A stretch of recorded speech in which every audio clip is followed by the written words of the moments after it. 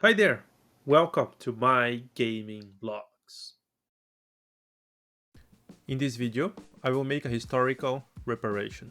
A long time ago, we published here in the channel a video showing how to exchange the battery of my Pokemon Yellow game cartridge.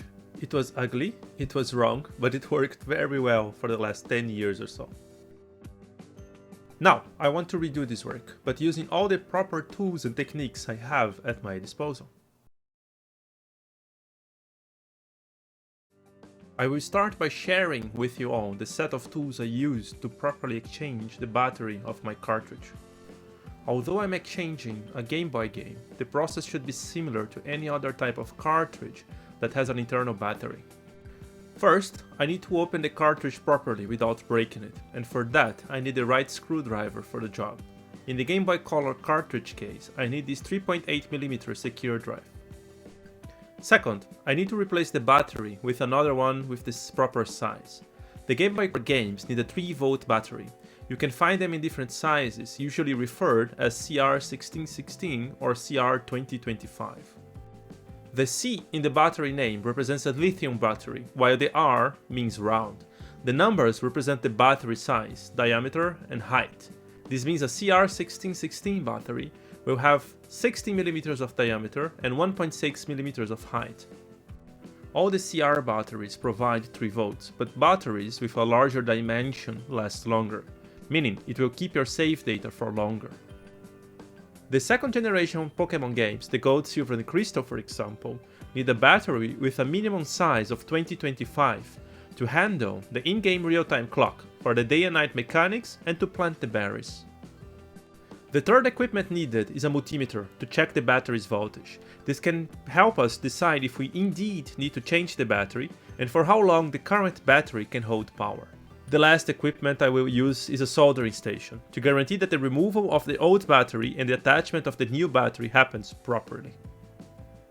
Together with the soldering station, I will use a set of small pliers to help when removing the old batteries. Also, a desoldering braid and solder flux to help remove the rests of soldering from the older battery. I have this version of Pokemon Yellow for over 10 years, and I have played it for quite some time. Once I remove the old battery, all my game progress will be erased, and I do not want this to happen. There are a few solutions for backing up the save on a Game Boy cartridge, and here I'm using the GB Operator from Epilogue. This is a very interesting device. It allows me to back up the entire game room directly from the cartridge, but also allows me to download and later upload save games. This will keep my entire game progress saved forever. The GB Operator also serves as a hardware emulator, allowing me to play the plugged-in game directly on my PC, which is quite helpful when testing the games. It also has a very nice function that tells me if a game is original or not. Very helpful when buying new games from suspicious sources. Now, once my Pokemon are safe, it is time to remove the existing battery. As I mentioned, I did replace the battery of this cartridge before, and it was just a mess. Just look at that. Awful. But it worked, so at the time, it was quite good enough for me. This copy of Pokemon Yellow is quite special for me, because it is actually a Brazilian version. It was distributed by a local company called Gradiente, that at the time represented Nintendo in Brazil. So, first problem to solve, remove this old battery.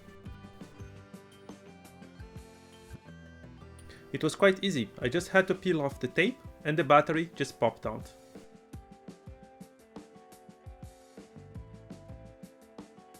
Then, I have to start removing the old battery supports.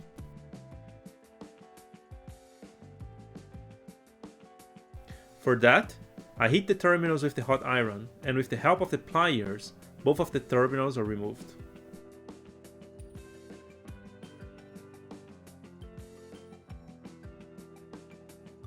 Now, to remove the old solder and guarantee a clean connection with the new battery, I apply some solder flux and use the desolder braid. After some passes with the hot iron, the connections are very clean.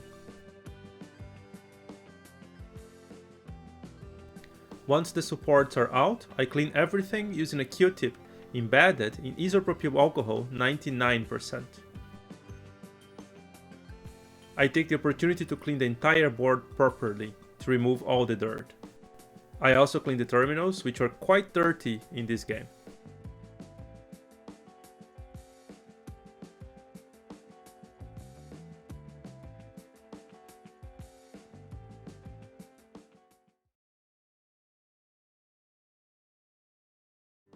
Once the battery is removed and the contacts are clean, time to add the new battery. In this case, I will add a 2025 battery. It should be enough.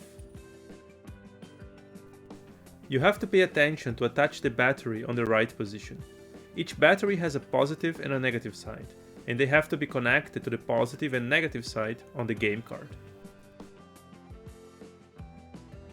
I first apply flux on the terminals to help with the soldering, and position the battery on the right spot.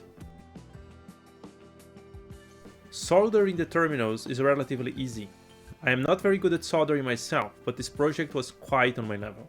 I indicate this even if you do not have experience on soldering at all.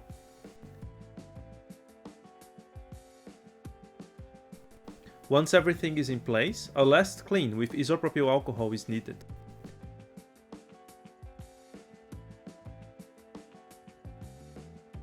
And there it is, all finished up and looking good.